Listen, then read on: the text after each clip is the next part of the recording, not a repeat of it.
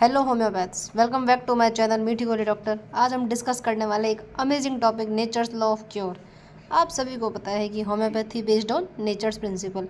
समझते हैं एफोरिज नंबर 26 और 27 को, जिसमें हमारे माननीय मास्टर सैमुअल हैनमैन सर ने क्या बताया है, ऑर्गेनल में क्या लिखा है, क्या प्रिंसिपल है, कैसे समझना है। एग्जाम में 10 नंबर का 15 नंबर 20 नंबर 5 नंबर मांग गया तो उसको कैसे लिख करके आना है ताकि हमें अच्छे मार्क्स मिल सके। ठीक है, तो let's start our today's journey.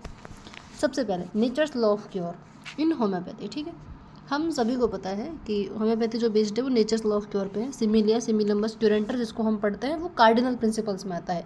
Natures law of cure है एफोरिज नंबर 26 एफोरिज्म के अंदर है।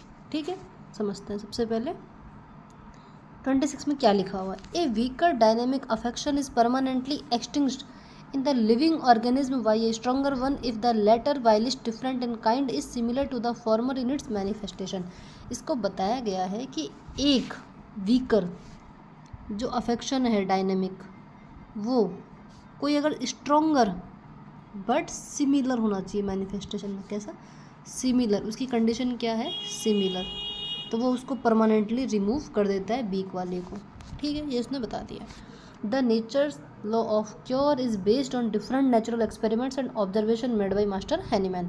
Similia similambus curanter he did not discover the law, क्योंकि ये इन्होंने डिस्कवर नहीं किया था। ये हिप्पोक्रेट्स के टाइम से चलता आ रहा है कि दो ही टाइप से क्योर हो सकता है, तो सिमिलर या फिर अपोजिट। ठीक है, तो ये मास्टर सैमुअल हैनमैन ने इसको डिस्कवर नहीं किया था, but he was the first to give it practical shape in the art of healing. मतलब वो पहले थे जिन्होंने इसको आर्ट ऑफ हीलिंग का एक जरिया बनाया, उसको एक प्रैक्टिकली शेप दिया। उन्होंने इसके क्या बोलते हैं प्रूफ्स दिए कि हाँ, इस जो इसका जो क्या बोलते हैं प्रिंसिपल है, इसके बेस्ड पे भी क्योर पॉसिबल हो सकता है। ठीक है, और ये कहाँ काम आता है? होलिस्टिक अप्रोच के अंदर काम आता है। इसके कुछ डिफरेंट एग्जाम्पल्स है, वो समझते हैं। 26 के फुटनोट में दिए हुए हैं। The light of candle which books bright in the darkness of night disappears in the presence of sunlight. क्या हुआ है देखो, इन्होंने पहला एग्जाम्पल दिया, इसको हम बोलते हैं फिजिकल एस्पेक्ट। ठीक है, इसको उन्होंने समझाने की कोशिश की कैसे एक वीकर अफेक्शन स्ट्रॉन्गर की वजह से हट जाता है परमानेंटली। जैसे ये कैंडल है, ठीक है, अगर हम कैंडल को जलाते हैं नाइट के टाइम पे तो ये ब्राइटनेस देता है, बट अगर आप इसको डे टाइम में जलाओगे तो क्या कैंडल की जो ब्राइटनेस है वो दिखेगी या सूरज की दिखेगी? बिकॉज सन कैसा है? सिमिलर है, दोनों में रेडिएशन है, दोनों में ब्राइटनेस है, बट सन कैसा है? स्ट्रोंगर है, और कैंडल कैसी है? वीकर। तो सन की जो ब्राइटनेस है, सन की जो एनर्जी है, उसने कैंडल की ब्राइटनेस को परमानेंटली हाइड कर दिया ड्यूरिंग डे टाइम। आया समझ में? ठीक है, नेक्स्ट एस्पेक्ट उन्होंने बताया moral aspect. Sorrow of a man due to loss of his neighbour is removed if he loss his close relative that is father mother और सन। अब इसमें क्या होता है? Moral aspect, emotionally point of view, क्योंकि हम क्या treat करते हैं? Physical, emotional, mental wellbeing. इसमें क्या बोला कि जैसे एक पर्सन है, आप हैं, मैं हूँ, मैं ही हूँ, चलो ठीक है, मेरा एक फ्रेंड है, उसके फादर की डेथ हुई। ठीक है, जस्ट सपोज ऐसा कुछ ना हो, ठीक है, बट उसके फादर की डेथ हुई, उसका दुख मुझे हुआ क्योंकि वो मेरा दोस्त था। ठीक है, लेकिन सेम टाइम पे अगर मेरी फैमिली में मेरे किसी लव्ड वन की डेथ हो जाती है तो क्या मेरा दुख उससे बड़ा हो गया? और उसका दुख मुझे याद भी नहीं रहेगा, क्योंकि सेम कंडीशन है, दोनों में डेथ है, सिमिलर मैनिफेस्टेशन, बट मेरा दुख बहुत बड़ा हो गया अब उस टाइम पे, तो इसलिए मुझे वो जो वीकर दुख था, जो दूसरे का दुख था, वो अब इतना नज़र नहीं आएगा। आया समझ में? इसी टाइप से डिजीज एस्पेक्ट एफोरिज नंबर 46 में बताया है कि in nature it's found that the manifestation of a disease is cured by the appearance of another stronger disease similar in manifestation.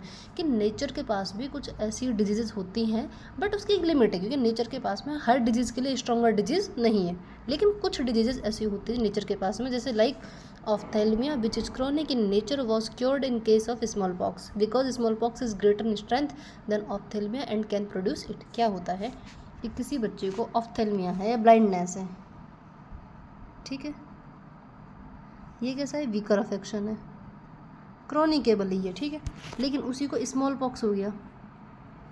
अब स्मॉल पॉक्स का भी क्या होता है कि उसमें भी ब्लाइंडनेस होती है। ठीक है, अब ये कैसी है? स्ट्रॉन्गर है इससे, लेकिन जैसे ही स्मॉल पॉक्स आएगा ये ख़त्म हो जाएगा ब्लाइंडनेस परमानेंटली। तो यही वो कहना चाह रहा है कि नेचर्स के पास भी ऐसी कोई लिमिटेशन होती है, बट एक लिमिटेशन है, नेचर्स के पास में डिजीज़ होती है सिमिलर स्ट्रॉन्गर, बट उसकी लिमिटेशन है, हर डिजीज़ के लिए नहीं होता, जिसको हम पढ़ेंगे फ्रेज नंबर 50 और 51 के अंदर कि we can't rely on nature, happy go lucky operation, जिसको आपने सुना होगा। ठीक है, तो इसमें क्या था, हमने 3 एग्जाम्पल समझे। पहला क्या था, फिजिकल एस्पेक्ट, जब हम इसको लिखेंगे एग्जाम में, फिजिकल एस्पेक्ट में हमने क्या लिखा है, कैंडल वाला और सन, ठीक है, दोनों की ब्राइटनेस। इसके बाद में हमने क्या लिया था, मोरल एस्पेक्ट, मोरल में कौन सा, सोरो या किसी की डेथ का जो दुख होगा, ठीक है। उसके बाद में हमने क्या लिया, डिजीज एस्पेक्ट, ठीक है। नेक्स्ट इसमें समझते हैं एफर्ज नंबर 27 में क्या दिया हुआ है, the curative power of medicine therefore depends on their symptoms similar to the disease, कि जो क्यूरेटिव पावर ऑफ मेडिसिन है वो कब कहलाती है, उसकी क्यूरेटिव पावर कब होती है, इसमें ये बताया, समझो, similar to the disease but superior to its strength, कब होगी, वो सुपीरियर होना चाहिए और सिमिलर होना चाहिए, दो चीज़ समझ में आ गई। So that each individual case of disease is most certainly radically rapidly permanently annihilated and destroyed only by a medicine capable of exciting in the health of a human being in most similar and complete manner the totality of its symptoms which at the same time are stronger than the disease। क्या बोला है उन्होंने कि जो हम medicine दे रहे हैं वो क्यूरेटिव कब होगी, वो कब रिमूव कर सकती है डिजीज़ को, जब वो उससे सुपीरियर हो, जिसको हम बोलते हैं स्ट्रॉन्गर होनी चाहिए, सिमिलर हो कंडीशन में, ठीक है, तभी वो क्या कर पाएगी, परमानेंटली उस डिजीज़ को डिस्ट्रॉय या एनिलेट कर पाएगी बॉडी के अंदर से, ठीक है। But only similar diseases cure, dissimilar diseases कभी भी क्योर नहीं कर सकते, चाहे वो स्ट्रॉन्गर हो चाहे वो वीकर हो। क्या बोला है, सिमिलर ही क्योर करेगी, अगर डिसिमिलर हुआ वो चाहे स्ट्रॉन्गर हो चाहे वीकर हो चाहे सेम हो चाहे इक्वल हो, मतलब सेम मतलब इक्वल, ठीक है, स्ट्रॉन्गर वीकर या इक्वल, कोई भी कंडीशन हो वो नेवर क्योर, कभी भी क्योर नहीं करती है, ठीक है। हमें क्या होना चाहिए, सिमिलर होना चाहिए और स्ट्रॉन्गर होना चाहिए। अब डिसिमिलर आएंगी तब क्या होगा, ये हम पढ़ेंगे एफोरिज नंबर 35 के अंदर, उसमें 3 कंडीशंस दी गई है, उनको आगे एलेबोरेट किया गया है, ठीक है। तो dissimilar disease can not displace each other, वो एक दूसरे को डिस्प्लेस नहीं कर सकती, में को एग्जिस्ट, साथ में रह सकती है। हो सकता है कि जो स्ट्रॉन्गर है उसने सप्रेस कर दिया हो वीकर को कुछ टाइम के लिए, बट ख़त्म नहीं किया, सिर्फ सप्रेस किया, जैसे ही स्ट्रॉन्गर वाली खत्म होगी वीकर के सिम्टम्स वापस से आना शुरू हो जाएंगे।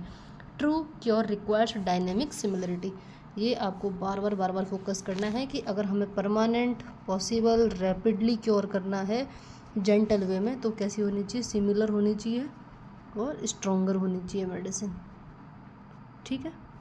Next, Hering's law of cure के अकॉर्डिंग क्योर होता है कैसे, inside to outside symptoms disappears from deeper move vital organ to superficial ones, top to bottom healing process from the upper parts of the body to downwards और reverse order of symptoms, कि जो symptom सबसे पहले appear हुआ सबसे बाद में जाएगा, जो सबसे बाद में अपीयर हुआ सबसे पहले ख़त्म हो जाएगा। इसको देखो, हमने एक फायर एनालॉजी के बेस पे समझने की कोशिश की है, आपको वो समझ में आ गया। बेसिकली आप ये भी एग्जाम्पल में लिख के आ सकते हो, imagine A small fire burning, if you want to extinguish it you could try water but that might just make a mess or spread it। क्या होता है, कहीं पे आग लग रही है, ठीक है, यहाँ पे आपने वाटर स्प्रिंकल करना शुरू किया, मे भी हो सकता है कि आग जो थी वो ज़्यादा थी, ठीक है, आपने पानी डाला, वो थोड़ी देर के लिए कम हुई बट वो वापस ज़्यादा आ गई। लेकिन अगर वहाँ सेम प्लेस पे आप बड़ी फायर लगा दोगे तो ऑटोमेटिक वो उसको ख़त्म कर जाएगी हमेशा हमेशा के लिए, कहने का मतलब यही है।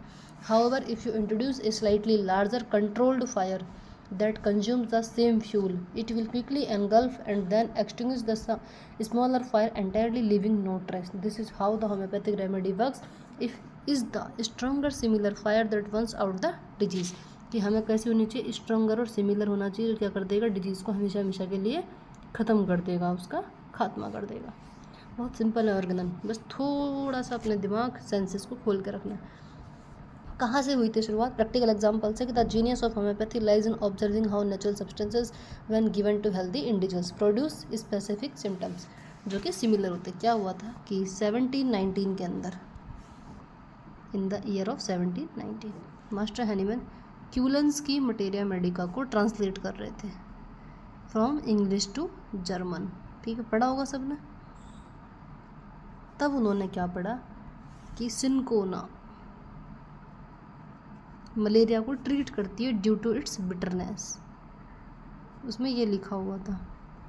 और उन्हें थोड़ा सा सरप्राइज्ड हुआ, शौक लगा कि सिर्फ किसी का टेस्ट बिटरनेस होने की वजह से कोई कैसे मेडिसिन ट्रीट कर सकती है। देन उन्होंने सिनकोना को लेना शुरू किया सुबह मॉर्निंग में।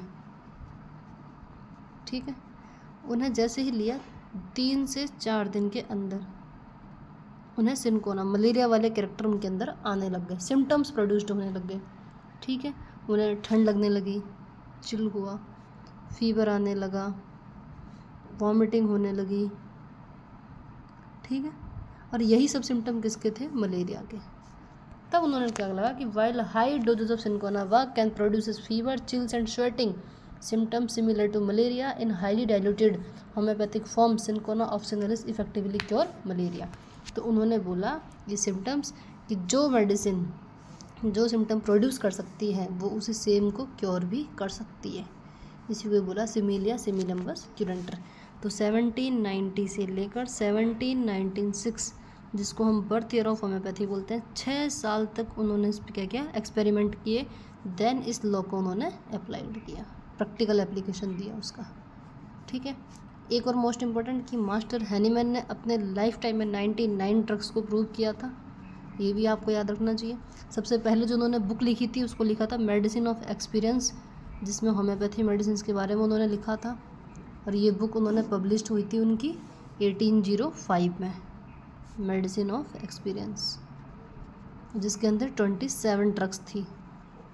तो मतलब अब इसमें एक और 22 वर्ष का क्वेश्चन आ सकता है कि मास्टर हैनीमैन ने 1796 से लेकर के 1805 तक टोटल 27 ड्रग्स की प्रूविंग कर चुके थे वो तब तक।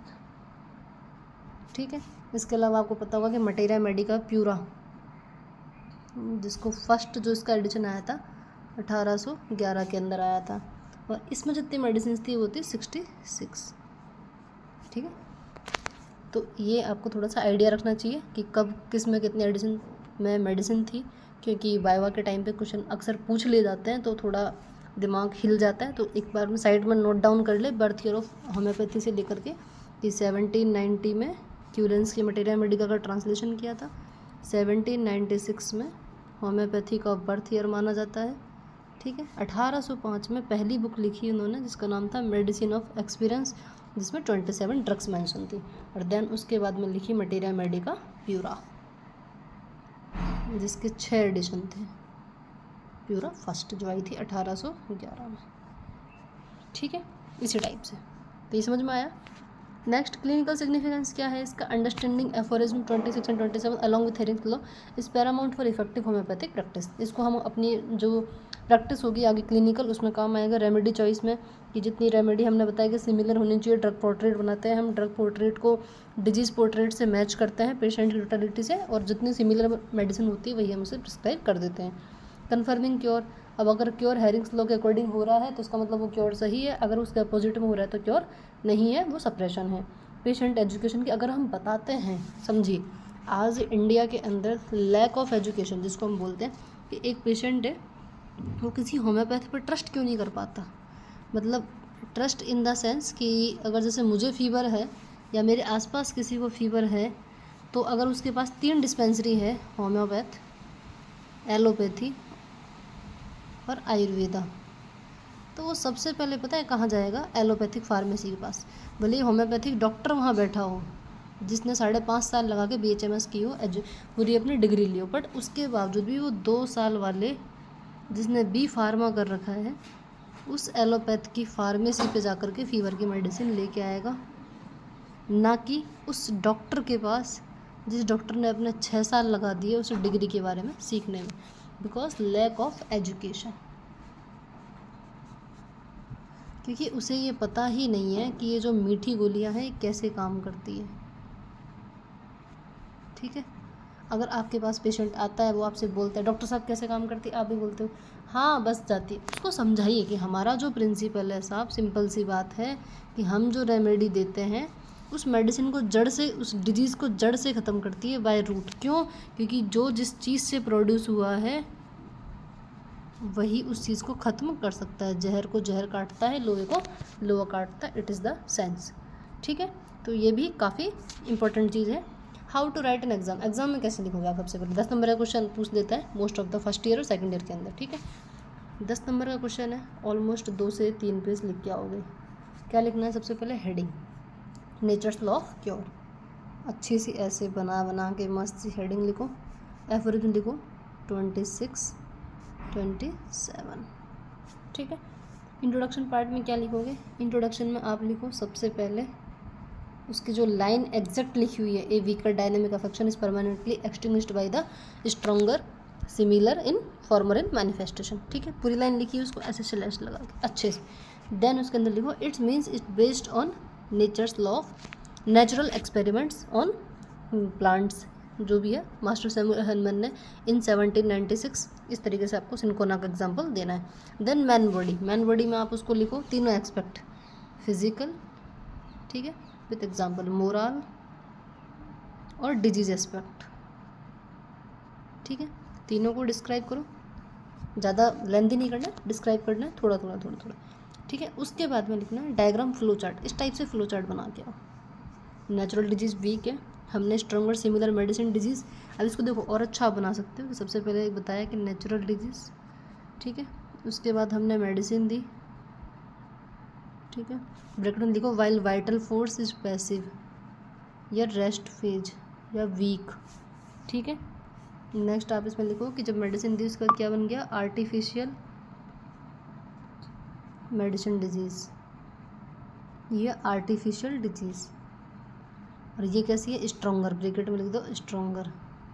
अब नीचे एरो बना के फिर लिखो कि आर्टिफिशियल डिजीज़ ने क्या कर दिया, डिस्प्लेस्ड या फिर परमानेंटली एक्सटिंग्विश्ड, परमानेंटली रिमूव्ड, किसको, नेचुरल डिजीज़ को, ठीक है, इस टाइप से। तो ये फ्लो चार्ट से आपका 1 मार्क्स बोनस हो जाएगा। Then conclusion, thus the nature's law of cure in FOG 26-27 forms the scientific foundation of homeopathy where a stronger similar remedy annihilates the natural disease and restores health। ये आप conclusion में last में लिख सकते हो, ठीक है। आज के लेक्चर का जो भी समरी पढ़ा बहुत सिंपल सा टॉपिक था। FOG 26 and 27 eliminates the profound principles of the law of cure, a stronger similar dynamic affection cures a weaker one। बस आपको यही लाइन याद रखनी है, इसी पे आपका सारा होम्योपैथी बेस्ड है, ठीक है। तो चैनल को सब्सक्राइब कीजिए ऐसी अमेजिंग वीडियोस के लिए। और ये एक ई बुक का आज मैंने कवर पेज लॉन्च किया है इस टाइप से, the feminine portrait in homeopathy personality types of remedies.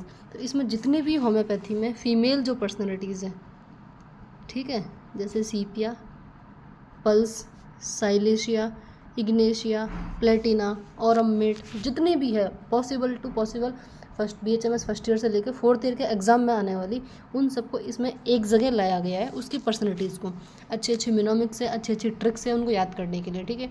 इसका जो ई बुक का जो प्राइस है 149 है, बट इसमें एक सरप्राइज़ है आप लोगों के लिए कि जो भी पर्सन इस चैनल को शेयर करेगा, सब्सक्राइब करेगा और कमेंट करेगा कि हाँ देखिए हमने इसमें सब्सक्राइब किया हुआ है, तो उसे ये ई बुक फ्री मिलेगी। बस उसे अपने जो मेरा इंस्टा हैंडल है वो क्या बोलते हैं, homeyo_mode, उस पर DM में स्क्रीनशॉट भेजना है कि उन्होंने चैनल को सब्सक्राइब किया हुआ है, ये उन्होंने कमेंट किया है, बस उन्हें वीडियोस पे कमेंट करना होगा, तो ये ई बुक उन्हें फ्री मिलेगी। बस एक ही कंडीशन है इसकी, 500 सब्सक्राइबर होने के बाद। ई बुक लॉन्च हो चुकी है, अगर आपको बाय प्राइस खरीदनी है तो 149 का है, लेकिन मैं नहीं चाहता कि आप इस सब में पैसे वेस्ट करें। इससे अच्छा है कि आप इस चैनल को अपने लोगों में शेयर करें, अपने दोस्तों के साथ में, ताकि वो भी इसको अच्छे वे में पढ़ पाएँ। ऑर्गेनन, रिपर्टरी, मटेरिया मेडिका, तीनों पिलर ऑर्गेनन के होम्योपैथी के हम एक जगह एक साथ पढ़ सकते हैं, तो क्यों ना हम इस चीज़ का बेनिफिट लें। कंपटीशन बढ़ाने से बढ़ता है, पता है आपको लगेगा कि अगर मैं भी सेम चीज़ पढ़ रहा हूँ इतने अच्छे तरीके से, मेरा दोस्त भी पढ़ लेगा तो उसे भी जल्दी याद हो जाएगा, बट नहीं, द रियल कंपटीशन की सेम स्टडी करो तब मज़ा आता है, ठीक है। तो चैनल को शेयर करो, सब्सक्राइब करो और अच्छे से अपना ख्याल रखिए, अच्छे से पढ़ते रहिए।